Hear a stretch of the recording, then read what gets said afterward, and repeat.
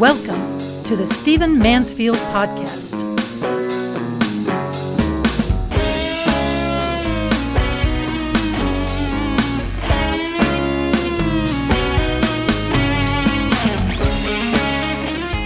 So I was on a flight to the Middle East recently, and the kindly old captain on the Delta flight that I was on came out. And he's the kind of guy who would talk to all the people, standing out where he could be seen, talking over the sound system. And he said, my grandson is really enamored of having a grandfather who flies jets. And so I've bought him a little model plane. And he said recently this little boy was doing what he had heard his grandfather do. So the little boy had the plane on the runway, his little toy runway, and he was talking to the people. And he said, ladies and gentlemen, please sit down, please buckle your seatbelts, and don't freak out. And so this captain said, ladies and gentlemen, that's my advice to you. Please sit down, buckle your seatbelt, and don't freak out. Well, I thought that was pretty funny. And that's what I want to talk to you about today. Don't freak out at what is going on in our society. We're living at a very unusual time. We have a lot of really mind-blowing things happening in our society. We're seeing things in the news constantly that are causing problems and raising concerns and causing people to be afraid. But don't freak out. We are in better shape than anybody wants to talk about. Cling to your faith, cling to God, cling to each other, and cling to your confidence that history is marching basically in a good direction as far as Americans are concerned, at least in the areas that we're talking about now. Let me give you an example of what I'm talking about. I believe that we are in the death rattle of a kind of a white supremacy that has settled in among misfits. Amongst people who feel disenfranchised, amongst an angry, misfit, largely young, largely male tribe who are using white supremacist philosophy as an excuse for not performing. These people sit on the edges of society and they finger their guns and they read Nazi literature and they comfort themselves that they are a superior race when they're not. And let me tell you that I sit here as a card-carrying white man as I say this. I believe that all races, all ethnicities were made in the image of God. I believe they're all good and noble and beautiful. So I believe about the white race, what I believe about the black race, what I believe about any other race or ethnicity. We are all made in the image of God. We are all noble. We are all potentially good. And yeah, we are all flawed. And in my Christian theology, we are all sinners. So yes, there are disgusting white people and disgusting black people and disgusting Asian people and disgusting Hispanics and disgusting people of every kind. Why? Because sin has settled into the human race. But overall, what we're seeing in America today are people like Dylan Roof. Dylan Roof is the man who went to a prayer meeting at a Charleston church and decided to kill a lot of older African Americans who were in a prayer meeting who had been gracious to him. Why? Because he just needed to kill some black people. They were just taken over. Dylan Roof is the kind of guy who would sit in a room with a bunch of his buddies and talk about how blacks had taken away everybody's privilege and how they were intermarrying with whites. And he would finger his guns and buy ammunition and point his guns at the TV, at the press, and blame everybody but himself and perhaps the white lower class culture that was immediately around him. And I don't use the phrase lower class very much, but I'm talking about the kind of low class that people make for themselves. People who are low class by virtue of oppression or economic disability and things like that. That's a whole different situation. And those of you who listen to this podcast regularly know that I believe that. Or the kind of person I'm talking about is not just Dylan Roof, but also James Field. James Fields is the idiot who decided to involve himself in the race riot basically that was taking place in Charlottesville. And so he drove his car into the crowd, killing a girl and wounding about 9 or 10 others. This again was a young man whose professors were concerned about him, who sat around thinking about Nazi ideology, who wanted to see, so he said, non-white races gassed and killed. This is a misfit. This is a person sitting on the edge of society. This is the misanthrope. This is the person who is comforting himself with an extremist ideology ideology because he himself has failed. His culture has failed. His family has failed. His immediate, his way of living, his choices have failed him. And so he is in a mentally imbalanced way taken comfort in a white supremacist ideology.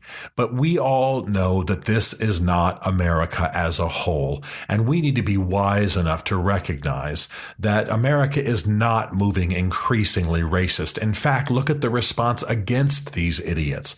In America, for the most part, it's condemnation. It's probably a little overreaction, but at least it's a reaction of some kind in the right direction. We don't want racism. We don't want a celebration of Nazism. We don't want a celebration of the destructive aspects of the Confederacy. And I speak as a man born to a Southern father in Columbus, Georgia. And of course, parts of the Confederacy were absurd and ridiculous. And of course, the slavery system was malicious and terrible and horrifying and sinful and bordered on genocide in some parts of the world. Of course, all that is true, and we all need to accept it. But that's not where our society is now for the most part. Not at all. Arguably the most popular woman in America is a black woman who sings, named Beyonce. I'm not much enamored of her music, but she's arguably the most popular woman in America today. I could go on and on and on. We are not, for the most part, to the largest percentage, a racist society.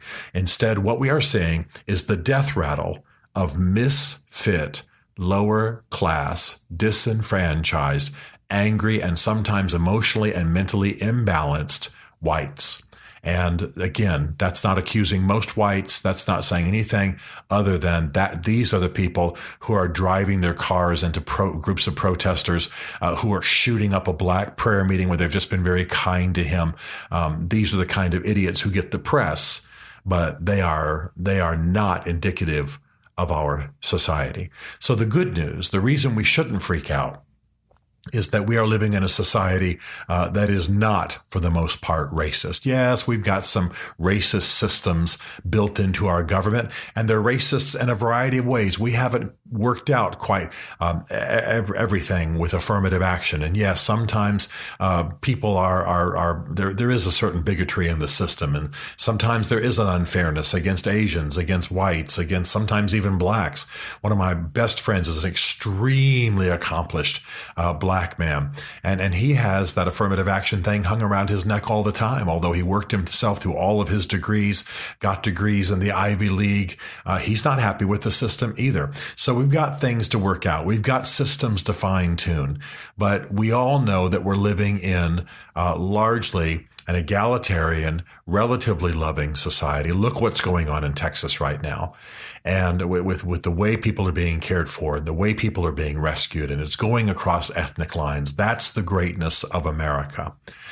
Now, the second thing I want to say is that I certainly can understand why a largely African-American community might not want a statue to a slaveholder and a man who fought for slavery in the middle of their community. I can get that, and I think we all can understand that. But I want to just make a suggestion. It's just a suggestion. It's not an insistence. I have no authority to insist, but it's just a thought. Some statues probably do need to come down, and that's up to local standards. And we don't need to have to go crazy and start pulling down every statue in America to a slave owner, or we're going to basically erase the founding fathers. But I would suggest that one of the ways that we can go is by reinterpreting these statues. And that's not just a dainty way to get around the hard realities of some of these statues. Let me give you an indication, for example, that I certainly understand why some people would be concerned about statues of Robert E. Lee. But Robert E. Lee was anti-slavery. There's no question about it. Robert E. Lee was anti-slavery, and the reason he fought was that he was opposed to the invasion of the South by the North, essentially the North blaming the South for slavery. So states' rights were his issue. So could it be that the better way to go with the statues of Robert E. Lee is not to tear them down, but to reinterpret them and then say, here's a statue of Robert E. Lee. He was opposed to slavery, but so loved his homeland of Virginia that he fought for states' rights, or so loved the U.S. Constitution that he fought for states' rights. Stonewall Jackson, Thomas Jackson, was another famous Confederate general. He too was opposed to slavery. In fact, he actually ran a Sunday school for slave children and urged white owners to free their slaves. He was opposed to slavery, but he did fight for the Confederacy, and he did so on the basis of states' rights. I'm not trying to whitewash these guys, and I choose those words advisedly. Maybe some statues do need to come down, and we need to think about that. But it's possible that maybe the nobler thing to do would be to reinterpret it. Wouldn't a black child living in Virginia rather see a statue of a Robert E. Lee who was opposed to slavery but fought for his state and fought for the Constitution? Wouldn't that be ennobling to a black child in Virginia? I don't know. I'm not black, and I defer to my black friends on that issue, but it's something to consider. I certainly can understand why a black man might be very concerned about a statue of Nathan Bedford Forrest. Nathan Bedford Forrest was the general at Fort Pillow that was just a vicious battle where blacks were slaughtered. And he was also the founder of the KKK. But I'm not defending the man. I find the KKK absolutely disgusting. But later on, Nathan Bedford Forrest became a Christian believer and closed the KKK. And refused to open it again and actually spoke against it. Well, which is better? I'm not suggesting that we have statues to Nathan Bedford Forrest everywhere. Nashville's been in a controversy about such a statue for years, and I wish the thing would just come down. But the bottom line is sometimes where you have established statues, they can either be moved indoors or moved private, or perhaps in some cases, they could be reinterpreted so they're ennobling to everybody. It's just a suggestion. It's just a thought. Especially when you're dealing with people who were opposed to the very thing we are opposed to, and the very reason that people are tearing down the statues. It's a little bit weird to tear down a statue of Robert E. Lee when he was opposed to slavery in the first place. And I say that as an outspoken opponent of slavery and an outspoken opponent of racism, but also as an outspoken opponent for accurate history. So it's just something we might want to consider in some communities. At the same time, I certainly get why a black community, let's say in Tennessee, would not want a statue of Nathan Bedford Forrest in their town square. And that's where local standards of morality and local sensitivities and ethnic issues should prevail. But nevertheless, don't freak out. None of this is an indication of where we are going as a society. We've made tremendous strides. We have an extremely racist past in America, and we're moving rapidly forward. A final thing I want to say on this whole issue of don't freak out and what's going on currently in our society. A final thing I want to say is this: be careful how you feed. The problem with James Fields, the problem with Dylan Roof, is that they ate one semi-intellectual, actually stupid diet all the time. They read racist material, they watched racist videos, they listened to racist news, and so they became what? Racist. As you feed, so you will become. You become what you behold, is the old statement. And so the fact is that we will become what we feed on. If you watch Fox all day and only read hard right, very conservative literature, and I'm not accusing Fox of being hard right. You know, I appear on there all the time. The fact is that that's what you'll become. I recommend you read broadly. I recommend you read your enemies. I use an app called Flipboard to aggregate a lot of different kinds of material that I read. I read gay literature. I read communist literature. I read radical Islam literature. I read the ISIS magazine. Why? Because I want to, in some cases, I want to understand those I oppose, but also I want to be able to have compassion within the context of American society. I have acquaintances and friends who are gay. I want to understand their struggle, even though I obviously, as a traditional Christian, have my concerns in that area, and I've been very clear about those in this podcast. So be careful how you feed. I'm constantly urging my young friends I speak with on college campuses and work with and so on, feed broadly, read left and right. Don't just read those who agree with you and can just confirm your own thinking. Read broadly. Be willing to be challenged. The point's not to move away from your core values, especially when I'm talking about religious core values. The point is to be informed. The point is to be compassionate. The point is not to be an idiot when you make a case. The point is to be able to reach beyond lines.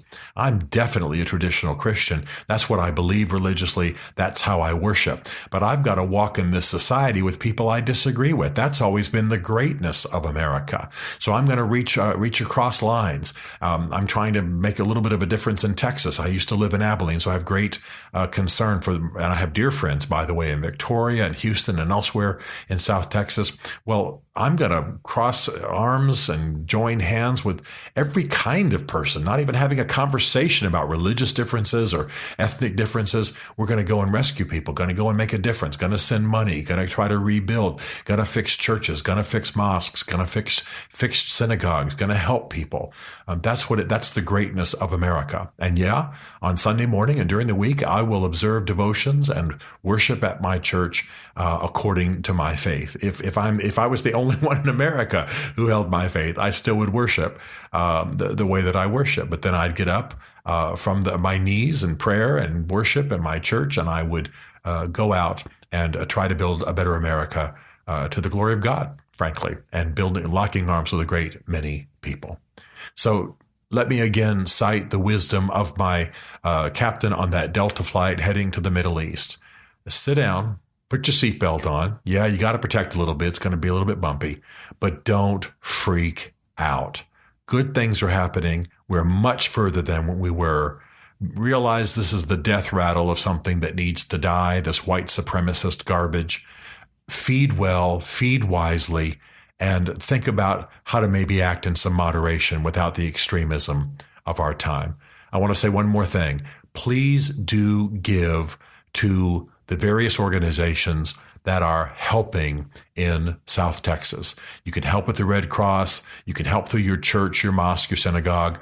There are a lot of ways to provide relief, but this is a little bit worse than we've been told. It's not so much the initial storm, but the flooding. And by the way, when I say something like a little worse than we've been told, I'm not assuming that the press is keeping anything from us. It's just catching everybody by surprise. So it's bad. It's getting a little bit worse because of the flooding. The land down there is flat. The water's not receding as it might on a more hilly, slanted toward the ocean kind of landscape.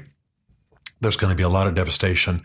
Thank God there hasn't been much loss of life, but the economic rebuilding is going to be huge. The personal rebuilding, the lives devastated. We need to help. Please give big. And if you're part of an organization, a large church, network of some kind, business that can get down there and make a difference on site, then do it. These are important days, and we want to be showing who we are by how we give and how we care for people.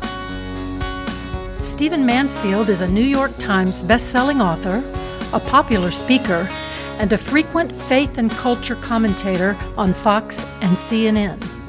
His groundbreaking books on faith and society include The Faith of George W. Bush, The Search for God in Guinness, Mansfield's Book of Manly Men, and Lincoln's Battle with God. Learn more at stephenmansfield.tv.